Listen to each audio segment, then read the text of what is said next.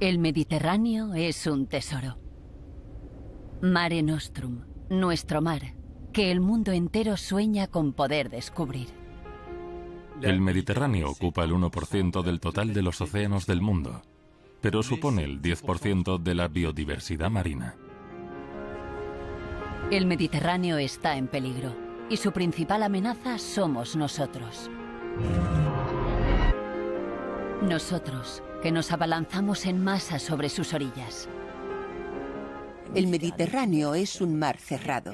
Esto significa que la menor catástrofe ecológica no dura 15 años, sino 100, 200 o 500 años.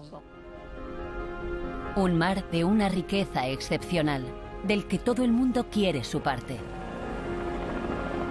Hay quien lo ve como el nuevo Eldorado.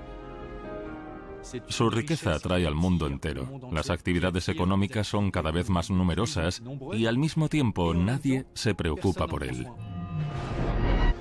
Crecimiento demográfico, turismo de masas, construcciones, contaminación. El Mediterráneo se encuentra bajo presión. Nunca he visto un caso en el que los intereses ecológicos hayan sido considerados por encima de los económicos. Hay una urgencia extrema de parar este proceso, porque todos los indicadores están en rojo. Este año se han batido nuevos récords. El Mediterráneo está al borde de la saturación. Viajamos al tiempo del verano, la estación del peligro.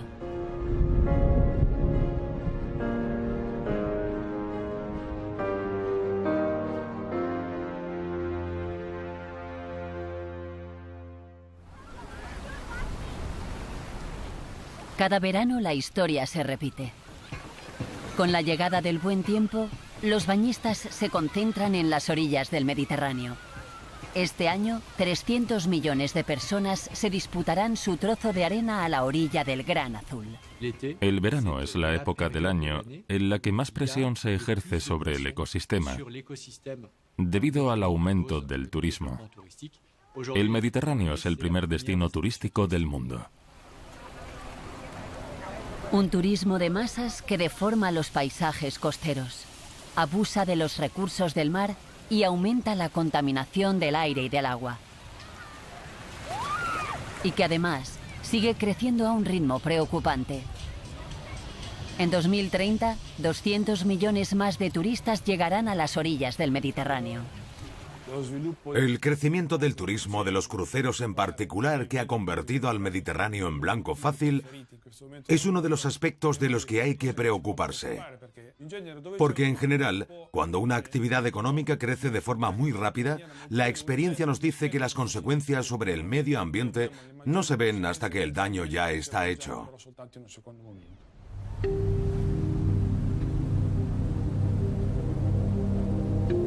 El número de pasajeros de cruceros se ha multiplicado por 4,5 veces en los últimos 20 años. Este verano, los puertos del Mediterráneo recibirán 27 millones de visitantes, que se sumarán a los que ya invaden las costas. Los cruceros se han democratizado y se construyen barcos cada vez mayores para atraer a una clientela cada vez mayor.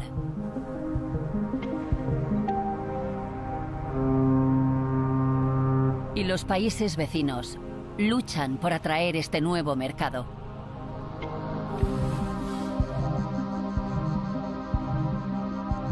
Casi un centenar de puertos del Mediterráneo recibe cruceros. Hace 10 años, la cantidad era la mitad. España es el país que más ha apostado por los cruceros. Suma un total de 24 puertos. Y Barcelona ha alcanzado el primer puesto en solo unos años. Pero la nueva favorita de los turistas es Palma de Mallorca, la capital de las Islas Baleares.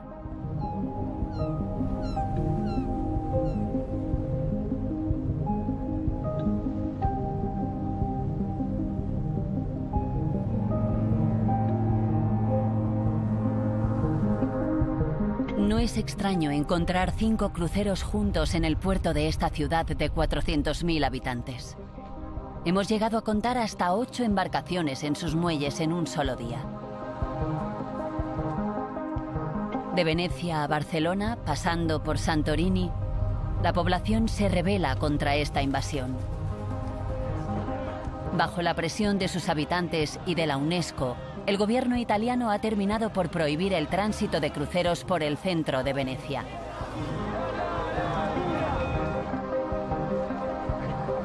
Y la resistencia empieza a organizarse. En Mallorca, representantes de otros puertos han venido para apoyar a los habitantes de Palma. Cuando hablamos de una ciudad que vive de la economía del turismo, deberíamos hablar más bien de una ciudad en peligro de morir por el turismo. Es un problema común a todos los grandes puertos del Mediterráneo que reciben grandes embarcaciones. Nosotros tenemos calculado eso, por ejemplo, los cruceros que mueven a 7.000 personas es aproximadamente la población de mi barrio. Entonces, que mi barrio, pensar que la dimensión de mi barrio se mueve un día de una ciudad a otra, con todo lo que eso supone a nivel de consumos, residuos e impacto en las ciudades, es sencillamente desproporcionado, no tiene sentido. En 15 años, Palma se ha situado por encima de Venecia como tercer puesto de cruceros del Mediterráneo, pasando de 500.000 a 1.700.000 pasajeros al año.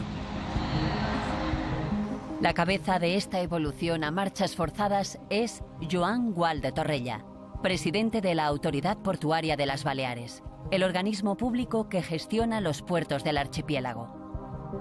Se han invertido decenas de millones de euros en la construcción de nuevos muelles y de una terminal para los pasajeros de grandes embarcaciones. Hay que tener en cuenta que los cruceros es un producto turístico que está creciendo, es un producto turístico de futuro que todavía no ha llegado a su nivel de madurez en el Mediterráneo. Nuestra estrategia es apoyar los cruceros, pues hoy en día se ha invertido y se está cada año asignando unas subvenciones a este tráfico para que sea atractivo para las compañías.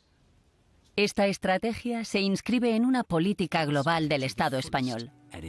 Desde 2013 lleva incluso un nombre, un sello, Alfombra Azul, un programa hecho a medida para atraer a las compañías de cruceros hacia España. Una visita a España comienza por sus puertos.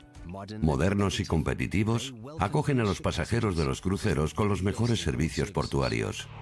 En estudios de otros sitios se habla de que hay 80 o 90 euros al día un crucerista puede llegar a gastar, pero cada vez más esto se ha reducido a 30 o 40 euros, porque los cruceros cada vez son más baratos y el poder adquisitivo de los cruceristas es cada vez más bajo. Se interesa para pasear, hacer una excursión, tomarse un helado y volver al barco. Este no es un turismo rentable para nosotros.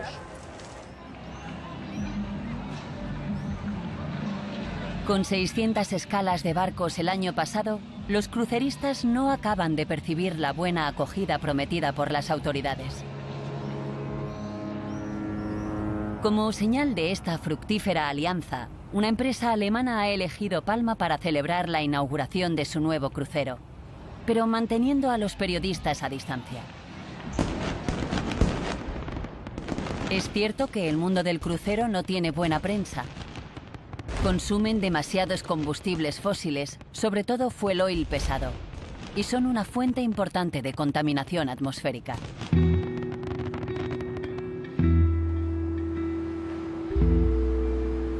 Al amanecer, cuando las discotecas cierran, dos hombres se acercan a las rejas de la terminal para cruceros. El profesor Axel Friedrich es un científico especializado en contaminación atmosférica. Junto a él, Daniel Rieger, miembro de la asociación ecologista alemana NABU, que tiene como uno de sus principales objetivos la lucha contra la contaminación de los cruceros.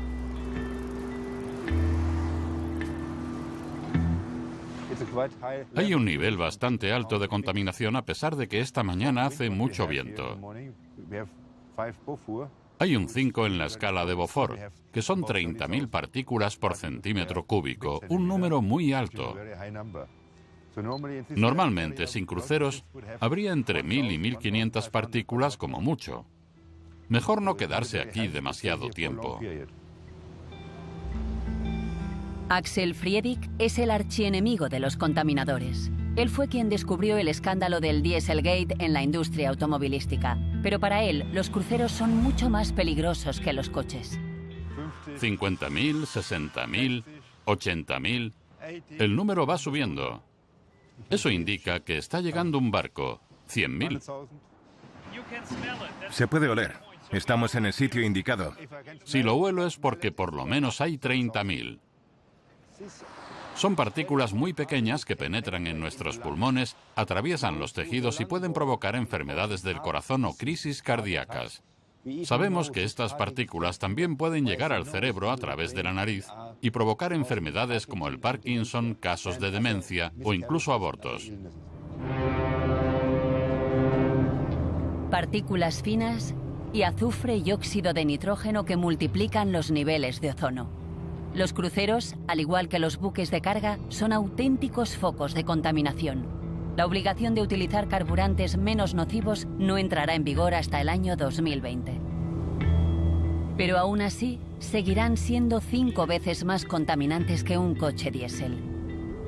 Y estos parques de atracciones flotantes trabajan las 24 horas, incluso cuando están atracados, para alimentar la iluminación y el aire acondicionado, pero también las atracciones de mayor consumo, como los casinos, las pistas de patinaje y los simuladores de surf. El nivel de consumo de energía de estos barcos es el equivalente al de una pequeña central eléctrica, pero si fueran centrales estarían prohibidas por contaminar demasiado. Esto significa que las ciudades están muy contaminadas por la presencia de estos barcos. No basta con los habitantes, hay que sumar los turistas. Es el colmo. La contaminación generada por las grandes embarcaciones será la causa de 60.000 muertes prematuras al año en Europa. En Marsella, donde la presencia de cruceros se ha disparado, los casos de cáncer de las vías respiratorias se multiplican entre los habitantes. Pero parece que el presidente del puerto de Palma no ha oído hablar de ello. Lo que no queremos es que los cruceros sean alguna fuente de contaminación. Pero he leído también que los estudios de polución atmosférica en Marsella y en Barcelona no han sido... Yo no lo he leído, aquí en Palma no. Sí. En Palma no. Sí, porque no existen. En Palma lo que nosotros estamos colocando son sensores exhaustivos por todo. Entonces, a partir de ahí, hablaremos con datos. No hablaremos como que nos parece que con percepciones emocionales, sino con datos. Es que, a ver, lo lógico para nosotros es que estos estudios se hicieran previamente a haber apostado de una manera tan directa por el incremento del turismo de cruceros. Lo lógico no es que una vez que tenemos el problema evaluemos si queremos tenerlo o no. Los resultados del estudio, previstos para el otoño del 2017, aún no han sido publicados. Pero las obras continúan en el puerto con la ambición de recibir a los cruceros más grandes del mundo, de más de 350 metros de eslora. El objetivo es conseguir que los cruceristas hagan de Palma su puerto base. Un puerto para el embarco y desembarco de pasajeros. Muchas compañías ya se han mostrado dispuestas a ello.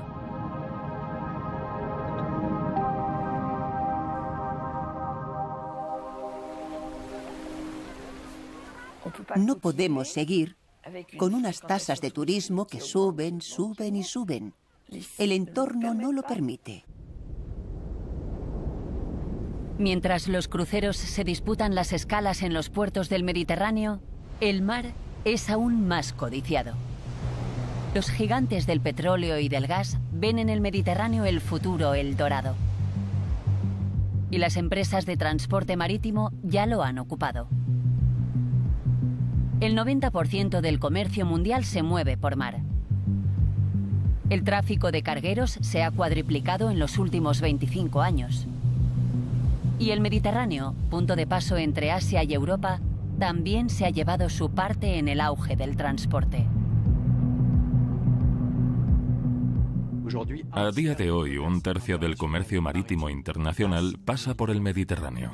El tráfico es incesante. Se han creado autopistas del mar de 10 carriles para los portacontenedores que vienen de Asia. Y esto es una amenaza más de las que pesan sobre el Mediterráneo.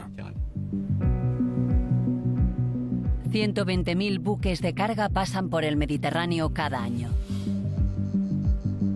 Al duplicar la capacidad del Canal de Suez en 2016, el tráfico está aumentando un 4% anual. Los buques de carga contaminan el aire, al igual que los cruceros, y su multiplicación altera los ecosistemas marinos. Hay que tener en cuenta el papel que juegan las grandes embarcaciones en la introducción de especies invasivas. Especies ajenas al Mediterráneo se introducen por medio del Canal de Suez en los lastres de los buques y amenazan el equilibrio de los ecosistemas naturales tal y como los conocemos. Como vía de paso obligatorio entre el Estrecho de Gibraltar, el Mar Negro, el Canal de Suez y el puerto del Pireo, el Mar Egeo se sitúa en el centro de un tráfico comercial especialmente intenso. Los buques pasan zigzagueando entre sus miles de islas. Durante el verano, el tráfico en las islas griegas se multiplica. A los ferries cargados de turistas que surcan el Mar Egeo se suman los barcos de recreo. Y por supuesto, los cargueros, de los que un 20% transporta mercancías peligrosas o contaminantes. Cada día transitan cientos de ellos.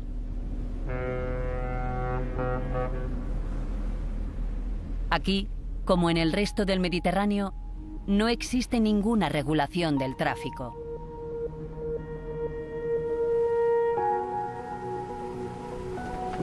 Al este del Mar Egeo, en las islas del Dodecaneso, los ciudadanos más comprometidos hacen sonar la alarma.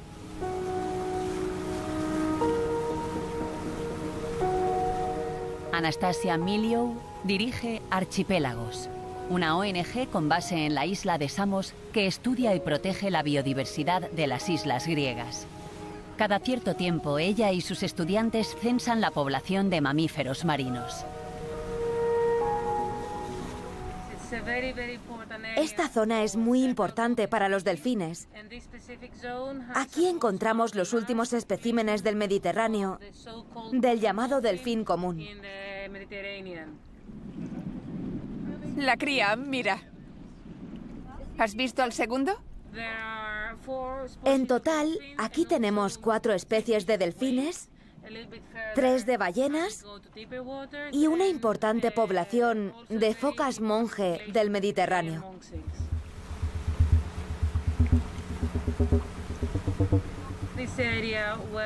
En esta zona, en la que hay una gran biodiversidad, hay también un gran riesgo de accidentes marítimos por culpa del intenso tráfico que navega por aquí.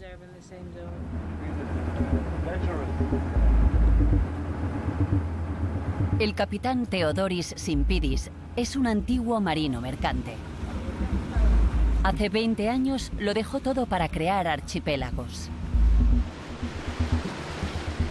Nos lleva hacia el oeste, a un estrecho afectado por los cargueros que transitan hacia el Mar Negro, una zona de alto riesgo.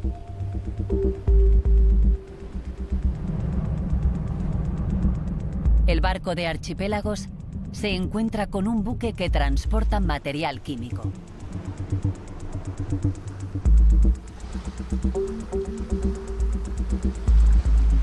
Por desgracia, cada vez más barcos como este pasan por aquí. Y aquí precisamente las condiciones son desfavorables entre el 60 y el 70% del tiempo. Tan desfavorables que incluso teniendo todo el material necesario, nos costaría mucho superar un accidente. Llevo 18 años viviendo aquí Y puedo decir que es una pesadilla. Literalmente, es nuestra pesadilla. Simpidis ha navegado por todos los océanos. Sabe mejor que nadie lo peligroso que puede ser el mar Egeo. No solo por sus miles de islas, sino también por su meteorología caprichosa y los fuertes vientos que soplan todo el año. Por eso, hasta ahora, solo los alrededores del puerto del Pireo y Tesalónica son objeto de una regulación de tráfico. Mira esta imagen. Es el tráfico en tiempo real. Todos los barcos que se ven aquí están en movimiento. Estos verdes son los cargueros con cargas secas o contenedores. Y los rojos, de los que ahora mismo hay cientos, son los que transportan petróleo o sus derivados. También hay otro tipo de carga, las mercancías peligrosas que no están especificadas. Ni siquiera sabemos qué barcos las transportan. Van en todas direcciones, pese a que deberían seguir unas trayectorias marítimas precisas e ir separados en función de su dirección. Pero como se ve, van por donde les apetece. Es un caos total. El resultado es que solo esta zona concentra la mitad de todos los accidentes marítimos. En los últimos años se pueden contar por decenas, unos más graves que otros. Solo el año pasado se produjeron 15.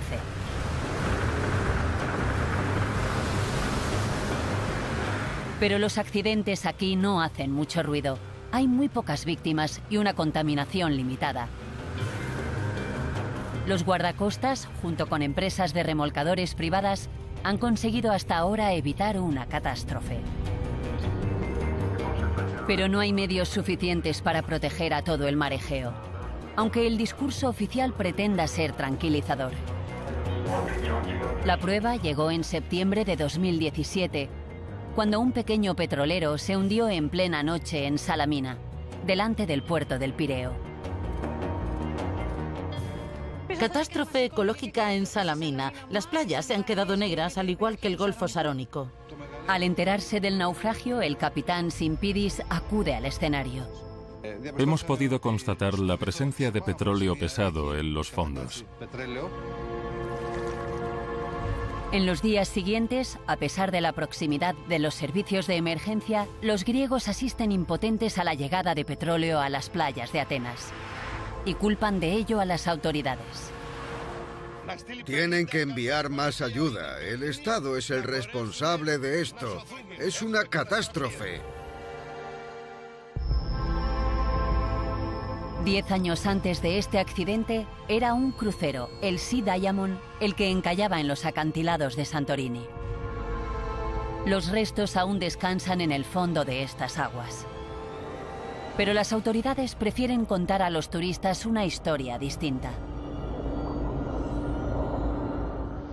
Su mayor preocupación era acallar el asunto, hacer como si estuviera olvidado. Y a los turistas se les dice que los balizamientos que quedan para evitar fugas residuales de combustible son explotaciones de piscicultura. Es indignante. No se ha tomado ninguna medida para evitar que haya un próximo Sea Diamond.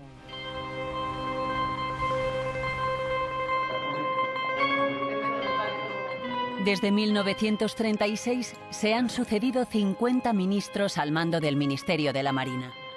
El actual forma parte del gobierno de izquierda radical dirigido por Alexis Tsipras.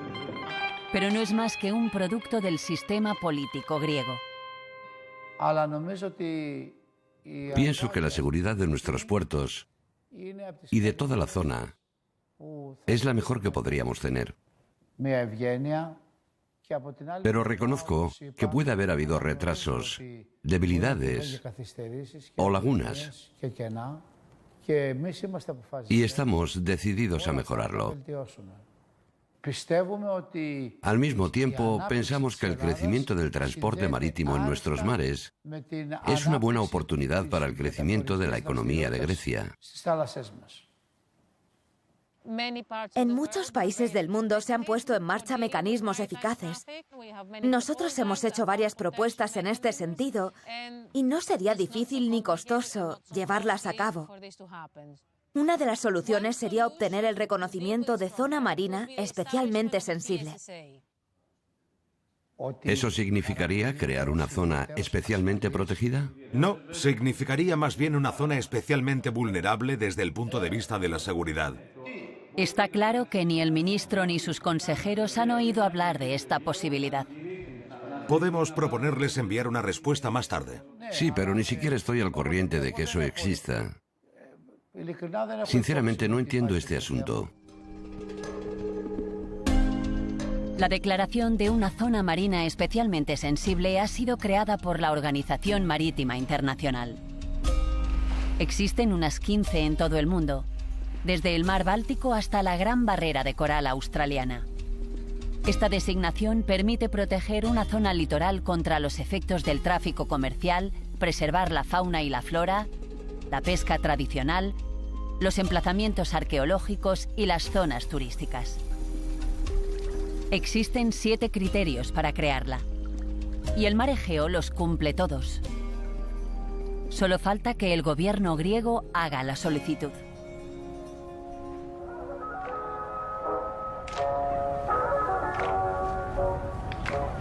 Pero en Atenas no quieren oír hablar de perjudicar a la principal industria del país, el turismo.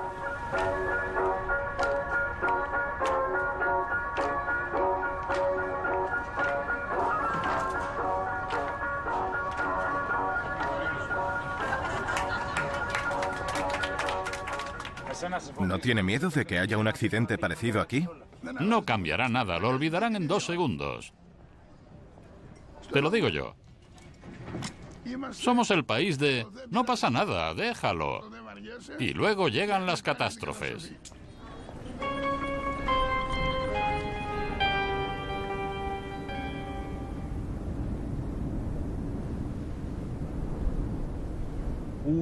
Un solo accidente, por pequeño que sea, puede tener consecuencias muy graves. Porque en un mar donde el agua se renueva cada 100 años, cuando ocurre un incidente de ese tipo, sus consecuencias duran mucho más que en otros. Hay que entender que tenemos un sistema económico que nunca tiene en cuenta la posible pérdida de nuestro patrimonio colectivo. Imaginemos por un momento el valor de la totalidad del patrimonio mediterráneo. Calculemos lo que significaría la destrucción de este patrimonio. No seguiríamos teniendo la misma visión de la vida. La urgencia de proteger el Mediterráneo es tanta como superpobladas están sus costas. En sus orillas viven 150 millones de personas, la mitad de la población de los países de su cuenca. Y 20 de estas ciudades ya tienen más de 1 millón de habitantes.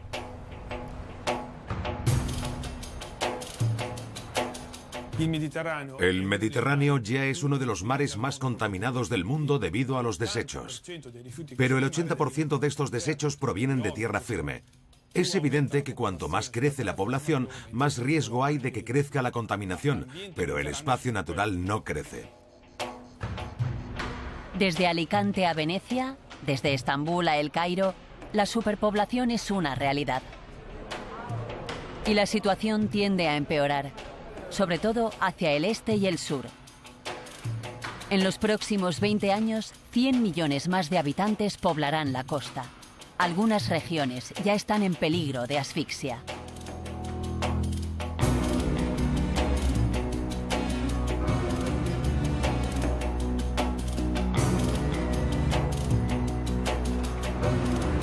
Líbano, con 6 millones de habitantes y muy poco territorio, es uno de los países más densamente poblados del mundo.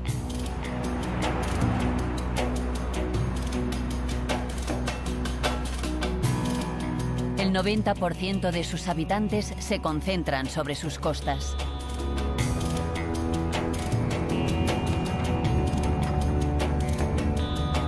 Rami Shami es pescador en Trípoli, la segunda ciudad del país, y expresa su rabia contra la montaña de desechos que reina entre la ciudad y el mar. Detrás está el vertedero. Está lleno de basura. Hay muchos desechos y malos olores. Y en la orilla de al lado también se tira mucha basura. No la entierran, así que acaba en el mar. A veces, cuando hace viento, no puedo ni sacar las redes del mar, porque están llenas de desechos. El mar está enterrado bajo la basura.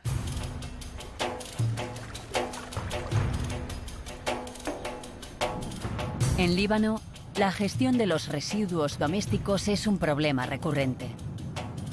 Hasta hace poco, varias montañas de basura deformaban el litoral.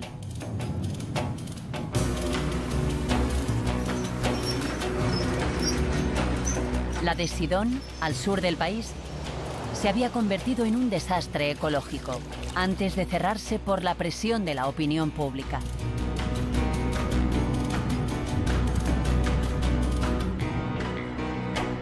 En Beirut, donde habita el 50% de la población, hace tiempo que la basura se tira al mar. En 2015, la ciudad pasó por una crisis sin precedentes. A falta de vertederos disponibles, la basura no se recogió durante 8 meses. Claude Yabre es uno de los fundadores del movimiento ciudadano Bupue, nacido en el momento de la crisis de la basura. Si os fijáis, allí se ve el desagüe sobre el mar. Es de aguas residuales sin tratar y hay gente que pesca o que incluso nada en esas aguas. Todos los vertidos y las aguas residuales van directamente al Mediterráneo. Cada verano es peor. Se dice que hay gente que acaba en el hospital y los médicos tienen que tratar quemaduras, gente con virus y enfermedades desconocidas, cosas que nunca han visto. Es surrealista. Estamos nadando entre basura y aguas fecales. El gobierno libanés no ha encontrado otra solución para la crisis de los desechos que sepultar las 750 toneladas de basuras que produce Beirut al día en terraplenes construidos sobre el mar. Una solución presentada como provisional mientras se ponía en marcha un tratamiento definitivo de los residuos. Han vuelto a abrirse 2 antiguos vertederos en la orilla y se supone que los terraplenes construidos permiten acumular basuras sin dañar el medio ambiente. Ninguno de los ministros a cargo del asunto ha querido reunirse con nosotros. Pero la oposición de todos los bandos denuncia ataques graves contra el medio ambiente. Hassan Bassi es abogado. Ha presentado 20 denuncias contra el Estado y las empresas a cargo de los residuos, pidiendo el cierre de las obras. Los contratos establecían la clasificación de los residuos y que la basura no contaminada por productos químicos pudiera ser enterrada. Pero lo que ha pasado es que al principio los contratistas tiraron los residuos directamente al mar, sin clasificarlos y sin respetar el contrato que habían firmado. Comenzaron a tirar directamente al mar todo tipo de desechos orgánicos, médicos y con productos contaminantes como el mercurio.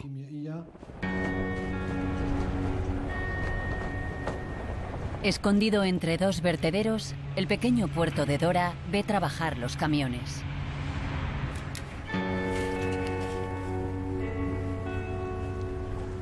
Los pescadores solo tienen ojos para llorar.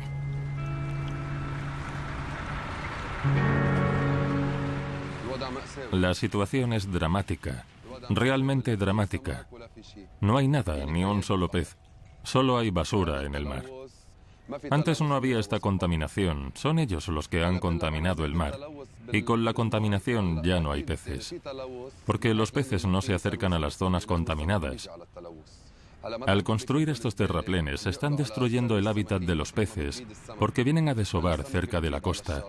Así que cuando descargan las basuras en las costas, los peces se quedan sin sitio donde desovar.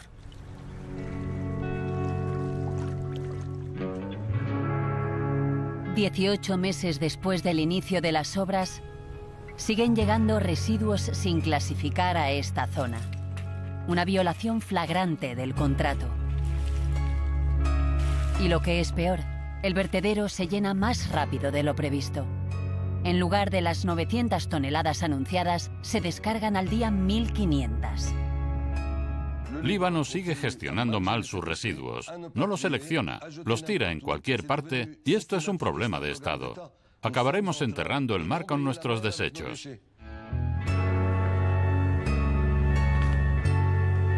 Pionero del reciclaje en Líbano, Pierre Issa ha fundado una ONG que reúne una veintena de centros de selección por todo el país. Pero el gobierno no sigue sus pasos.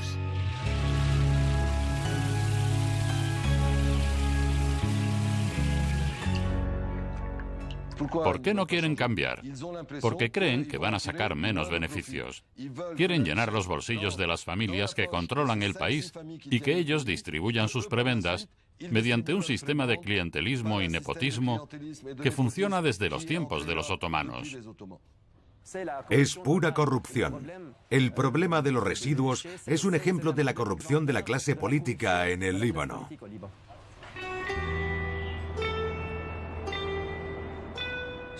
Lo que motiva toda esta operación es el impacto del territorio que se va a ganar sobre el mar. Pero no se nos presenta de esa forma.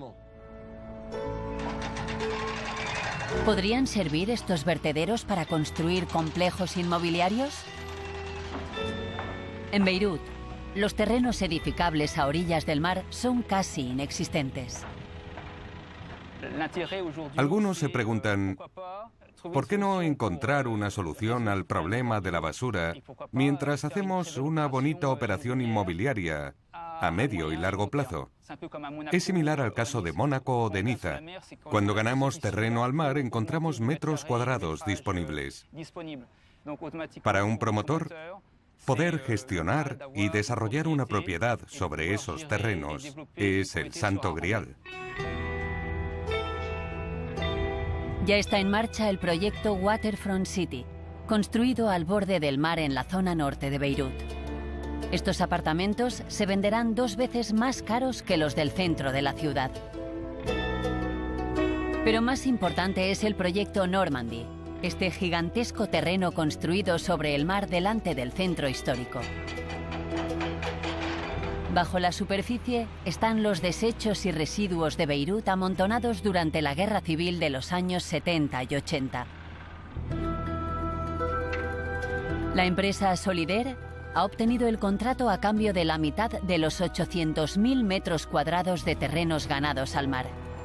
Entre sus accionistas están el primer ministro de Líbano, Saad Hariri. El alcalde de Beirut forma parte de su círculo. Hace tiempo era uno de los dirigentes de Solidaire antes de llegar a la alcaldía. Estos terrenos cuestan hoy 2.500 millones de dólares, diría yo. ¿Y cree que es bueno construir allí? Por supuesto, ya está planeado. ¿Tiene algo en contra del desarrollo de Beirut? No, solo digo que... Estamos orgullosos de este proyecto, estamos orgullosos de Beirut y de su desarrollo. ¿Vale? Gracias y hasta luego.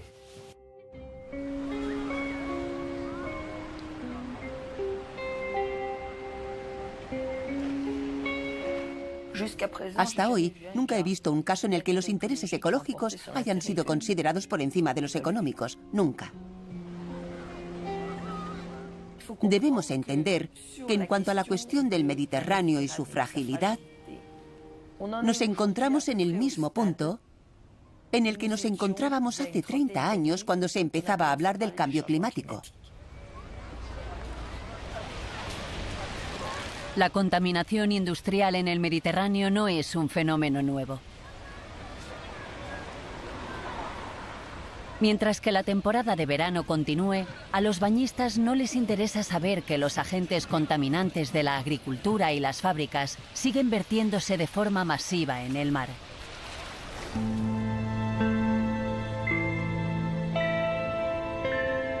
Hay grandes asentamientos en todo el litoral. En Francia, la laguna de Berre, entre Marsella y la Camarga, es uno de los lugares más contaminados de Europa. Refinerías e industrias de productos derivados del petróleo, la industria química o la siderúrgica siguen activas alrededor del Mediterráneo a pesar de su mala fama para el medio ambiente. Hacia el norte, las envejecidas fábricas están más reguladas, pero las regulaciones no siempre se respetan y los agentes contaminantes siguen acabando en ríos como el Ródano o el Po en Italia. Al sur, sin embargo, la presión ecológica se ha agravado debido al desarrollo económico. Las industrias contaminantes se han trasladado a países como Libia, Argelia y Túnez, degradando el medio ambiente.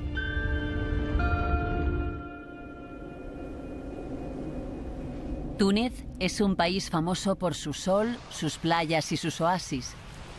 Durante mucho tiempo ha sido un destino barato para los europeos, antes de que los atentados yihadistas los alejaran.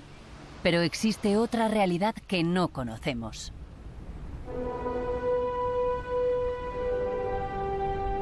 Al sur del país, a 80 kilómetros de las playas de Yerba, el complejo industrial de Gabès explota el principal recurso natural de Túnez, los fosfatos.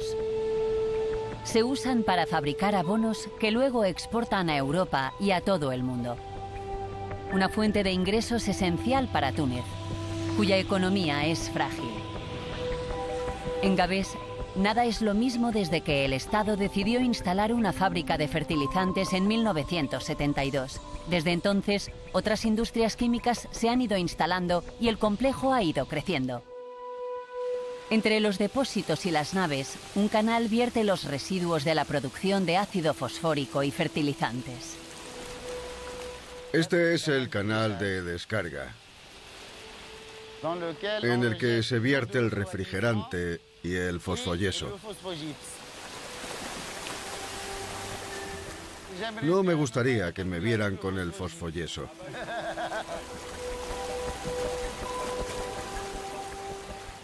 Esto acaba en el mar. Acaba en el mar. ¿Es esta la principal fuente de contaminación? Sí, del mar.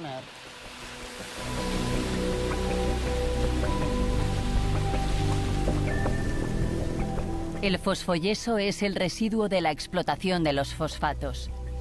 Contiene residuos de metales pesados, ácido fluorhídrico, azufre y pequeñas cantidades de materias radioactivas como uranio o radio. La fábrica vierte al mar 6.000 toneladas de este veneno al día sin ningún tipo de tratamiento a través de la playa de Chott-et-Salem. Situada entre la fábrica y la ciudad y rodeada de un palmeral único en la costa del Mediterráneo, esta playa era un destino vacacional hasta que la contaminación ahuyentó a sus habitantes.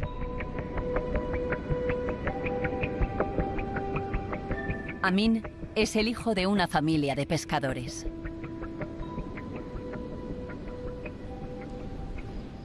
Todo se ha quedado negro. Mirad este fosfato. Ya no hay nada. La arena ha cambiado de color. Ahora estamos a 6 metros por encima de la superficie original de la playa. 6 metros. Estas son las pequeñas barcas con las que pescaban aquí. Era un sueño para los pescadores, había muchos peces. La mayoría de la gente se dedicaba a la pesca. Trabajaban en familia, como en el caso de mi familia, los Hanrouni. Casi todos vivíamos de la pesca.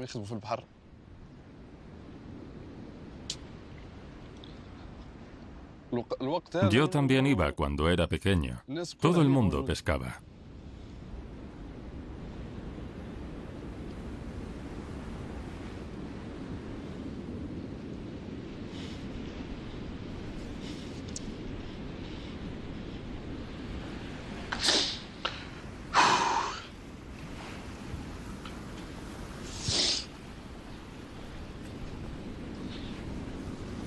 En 1970, el comandante Cousteau destacaba la biodiversidad única del Golfo de Gabès. Una zona rica en posidonia y plancton, a la que más de 200 especies de peces acudían a reproducirse. Pero actualmente, kilómetros de fondo marino han quedado arrasados. Los pocos pescadores que no han tirado la toalla han tenido que invertir en barcos más grandes para ir a pescar más lejos. Pero la zona industrial no ensucia solo el mar. En Gabés, donde la vida avanza despacio y los turistas son escasos, todos saben que el complejo químico también ha arruinado la agricultura y la vida de sus habitantes. Las fábricas extraen las reservas de las capas freáticas y emiten gases y partículas tóxicas a la atmósfera. Bajo el régimen autoritario del presidente Ben Ali, este era un tema tabú. No se permitían las críticas al Grupo Químico de Túnez, la empresa pública que gestiona el complejo aportando preciados ingresos al Estado.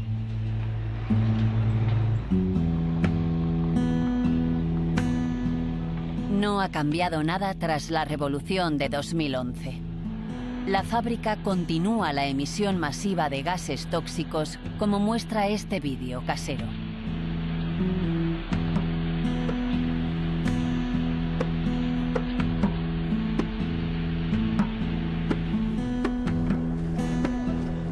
Pero con el final de la dictadura, la rabia ha superado al miedo y los vecinos de las fábricas se han movilizado. Se han constituido numerosos colectivos ciudadanos para recoger los testimonios de las víctimas e intentar conseguir el cierre de todas las industrias contaminantes.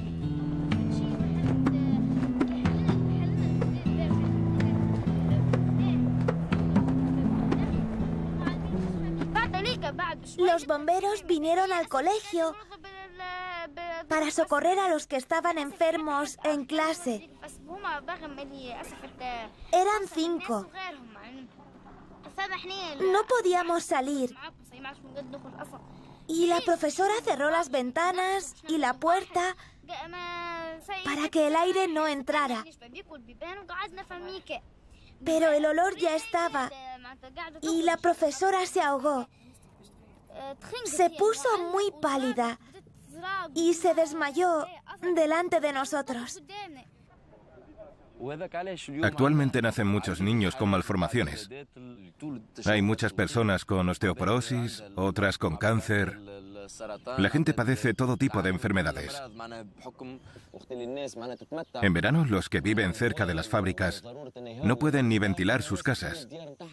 Tienen que dejar las puertas y las ventanas cerradas siempre. Incluso ha habido muertes, personas que han muerto. Esto es un crimen. No es una situación sanitaria normal. Son crímenes que no debemos olvidar.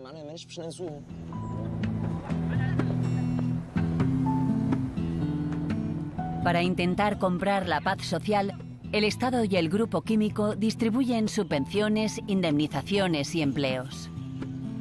Todo para negarse a reconocer su responsabilidad en este atentado contra la salud pública, a pesar de los casos de enfermedades graves y defunciones. Las personas que sufren estas enfermedades pueden decir lo que quieran. Desde el punto de vista psíquico lo entendemos.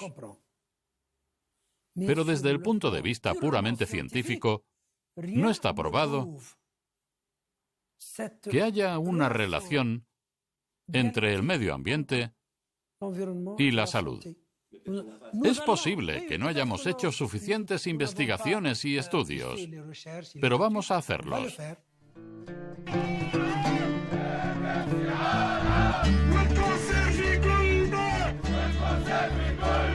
A principios del verano de 2017, la población se levantó una vez más. Las manifestaciones fueron continuas durante 2 días. Lo que desató su ira fue la promesa incumplida por el gobierno de poner fin al vertido de fosfoyeso en el mar. Arrinconado, el gobierno esta vez promete regular el problema de la emisión de gases tóxicos en los 2 próximos años y se compromete a trasladar todas las unidades contaminantes de aquí a 8 años. Ninguna promesa se ha mantenido durante estos últimos años. El calendario nunca se ha respetado. Lo que queremos son disposiciones que comprometan al gobierno. Más allá de las promesas, lo que está en peligro es el dinero. El traslado de las instalaciones se ha valorado en 1.100 millones de euros. El grupo químico de Túnez, que vive una importante crisis, ya ha anunciado que no puede financiarlo. Y el Estado tampoco. Contamos con nuestros amigos europeos, nuestros amigos del Mediterráneo y con la Unión Europea. Estoy seguro de que invertirán para facilitar a Túnez el desarrollo de este proyecto. Soy muy optimista.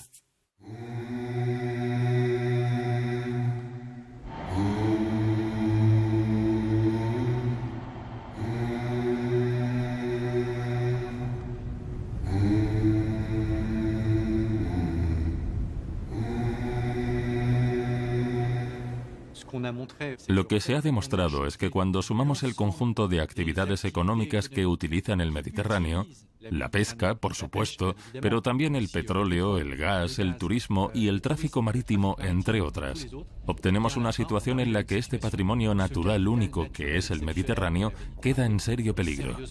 Y esta situación no hace sino aumentar las tensiones y conflictos entre actividades. El riesgo que pesa sobre el Mediterráneo es el de convertirse en el mar muerto más grande del mundo. ¿Es eso lo que queremos dejar a nuestros hijos?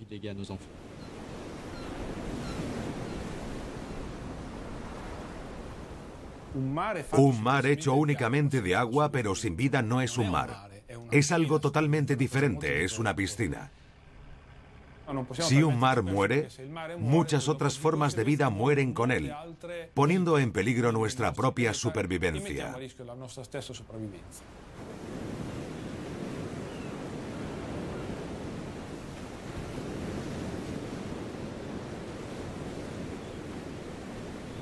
Lo que hace falta es una voluntad política muy fuerte de ir contra los que nos perjudican. Esto se puede aplicar tanto al Mediterráneo como al cambio climático y a otros problemas. La única fuerza que puede decir, dejad de reíros de nosotros, es la sociedad civil.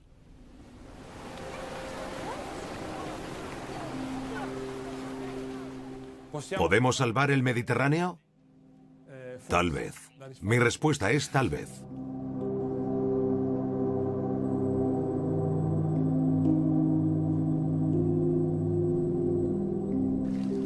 Durante siglos, el Mediterráneo ha sido el escenario de excepcionales aventuras humanas.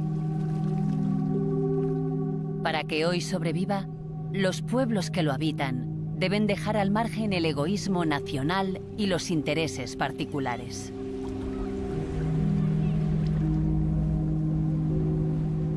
Así, puede que los próximos veranos sean por fin más agradables para el Mediterráneo.